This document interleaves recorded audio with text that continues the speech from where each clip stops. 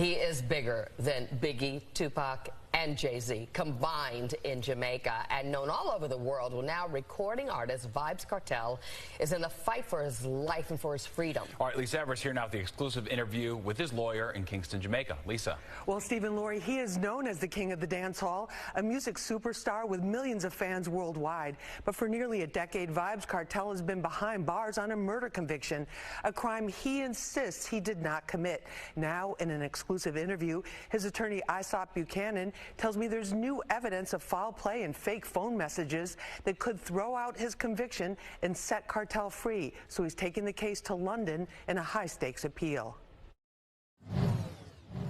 Artist VYBZ KARTEL, whose legal name is Adidja Palmer, is much more than a performer and prolific creator.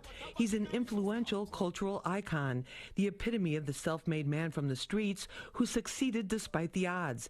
Now facing a life sentence on a murder conviction, he's in the battle of a lifetime, his last chance at freedom. Looking at the evidence, this case was about getting VYBZ KARTEL in prison and leaving him there. Human rights attorney Buchanan tells me that much of KARTEL's 2014 murder conviction, along with 3 co-defendants, was based on questionable evidence from a BlackBerry Torch cell phone with a SIM card. What was put before the jury was evidence that we do not know if it is authentic, but certainly what we do now know is that there was tampering of that cell phone. VYBZ KARTEL's attorney says that evaluation came from a court-authorized British digital expert flown in from the UK.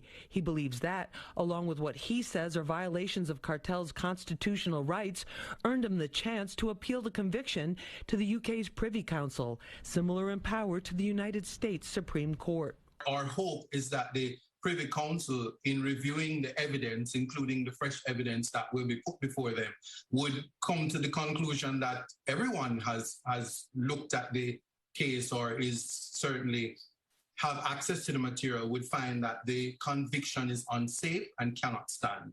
Attorney Buchanan says the Privy Council has several options, but he's focusing on the best case scenario for the imprisoned dancehall king. We're looking for a complete overturn of the conviction and naturally for Mr. Palmer and his co-defendants to be free. Now, Attorney Buchanan says he plans to file what's called a fresh evidence application to the Privy Council within the next several weeks. He tells me he's confident that after a thorough review, justice will prevail and VYBZ KARTEL will be a free man by next year.